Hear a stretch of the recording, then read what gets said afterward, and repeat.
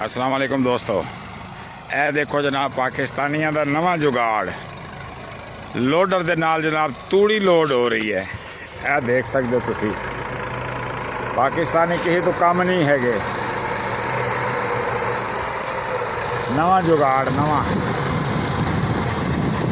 ए देखो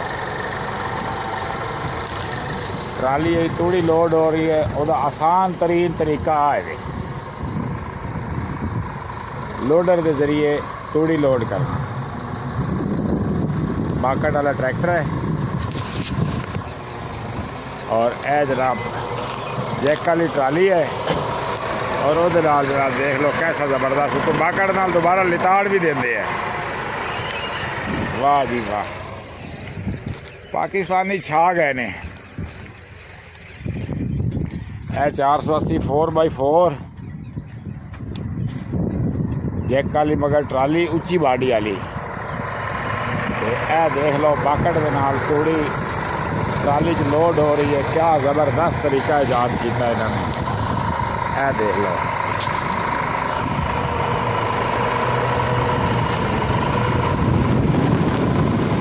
ते तेज़ हवा दे विच और देख लो तूड़ी उड़ती भी पई है। जब थोड़ी देर रुक जाते तो इतनी उड़नी नहीं सी। उसको बाकट मारेगा तो दबा देगा, थले प्रेस कर दो।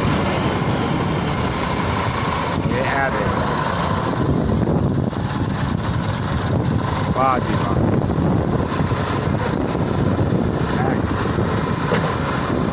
कोई लिताड़न की जरूरत नहीं है, कोई कुछ करने की जरूरत नहीं है। और साइड पे बैठे आराम नाल मालिक ते ड्राइवर साहब लगे हुए हैं जनाब। नाल धड़ नज़र आ रही तो यदा भी ठेका इन्होंने मिल गया। इन्होंने तूड़ी अगले ने धो के देनी है। यह जी तले बच जाएगी, जी बाकट नहीं आती वो साइयां ने चाहनी है आके। एक क्योंकि तले बाकट ज़्यादा लै नहीं सकते जो थले हुए मिट्टी मिक्स होती है।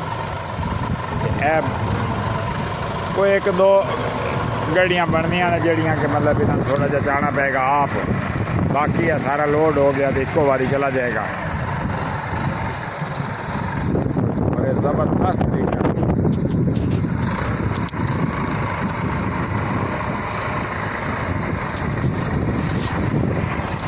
पाकिस्तानी किसी भी फील्ड मार नहीं खाते है। पता नहीं फिर असी लोग पिछा रह क्यों गए हैं। इतना दिमाग कम दा और छोटे छोटे बच्चे है लौकड़े लौकड़े जोड़े ऑपरेटर ने है। देख लो इन्होंने तो पठाना नहीं मात दे दी है।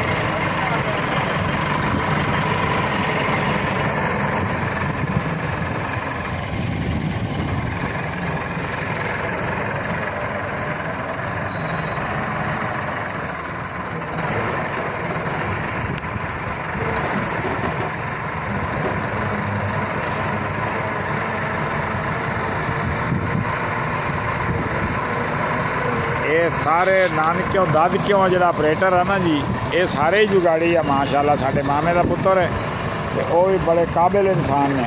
अगू बच्चे उन्होंने तो ज़्यादा काबिल निकले है। डोजर का काम है, ट्रैक्टर को लै रहे हैं, बाकट लवाई ने अगे और बेहतरीन काम हो रहा है। मिट्टी लोड करते हैं, खबर की काम इन्होंने ये कर लेने होंगे है।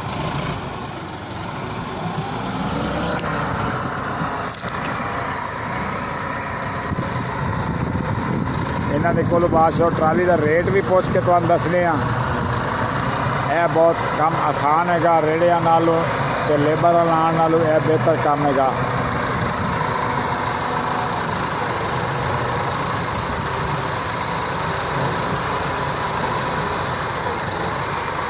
इस वीडियो में तुसी फुल देखना है और इन्होंने लाइक भी करना है, कमेंट्स भी करने हैं और शेयर भी करना है। चैनल को सबसक्राइब भी करना है।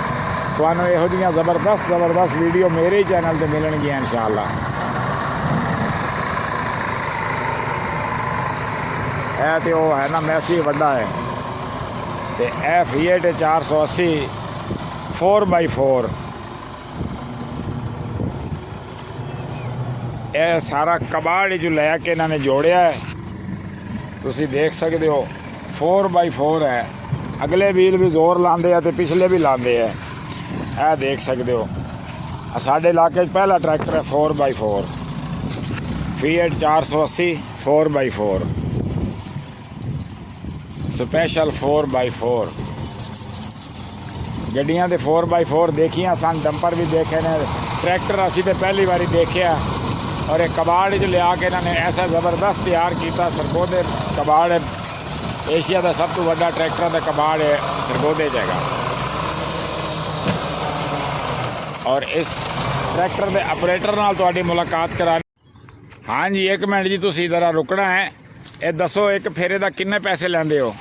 ਪੈਸੇ ਨਾ ਦਾ ਕੋਈ ਸਫਰ ਦਾ ਹਿਸਾਬ ਆਉਂਦਾ। ਹੁਣ ਮਤਲਬ 4 ਕਿਲੋਮੀਟਰ ਦੀ ਰੇਂਜ 'ਚ ਹੋਵੇ ਤਾਂ ਫਿਰ ਕਿੰਨੇ ਪੈਸੇ?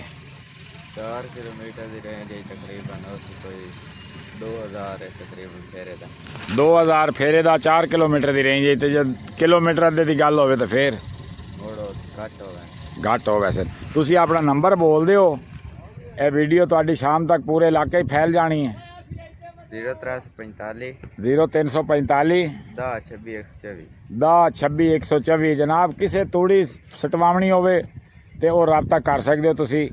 ਇਹ ਨੰਨਾ ਮੁੰਨਾ ਸਾਡਾ ਆਪਰੇਟਰ ਹੈ ਮਾਸ਼ਾਅੱਲਾ, ਤੇ ਟਰੈਕਟਰ ਦੇ ਕੱਢਦਾ ਵੱਟ ਹੈ। ਸਕੂਲ ਜਾਣ ਤੋਂ ਇਹ ਕਹਿੰਦਾ ਮੈਨੂੰ ਬੁਖਾਰ ਆਉਂਦਾ। ਚਲੋ ਠੀਕ ਹੈ ਜੀ, ਬੜੀ ਮਿਹਰਬਾਨੀ। ਤੁਸੀਂ ਇਹ ਵੀਡੀਓ ਫੁੱਲ ਵੇਖਣੀ ਹੈ ਔਰ ਤੁਸੀਂ ਜਨਾਬ ਇਸ ਜੁਗਾੜ ਨੂੰ ਖੂਬ ਸਰਾਹਣਾ ਹੈ। ਇਹ ਦੋ ਭਾਈ ਨੇ ਤੇ ਦੋਨੋਂ ਮਾਸ਼ਾਅੱਲਾ ਮਿਲ ਕੇ ਕੰਮ ਕਰਦੇ ਆ। ਇੱਕ ਡੋਜ਼ਰ ਚਲਾਉਂਦਾ, ਇੱਕ ਟਰੈਕਟਰ ਚਲਾਉਂਦਾ ਹੈ।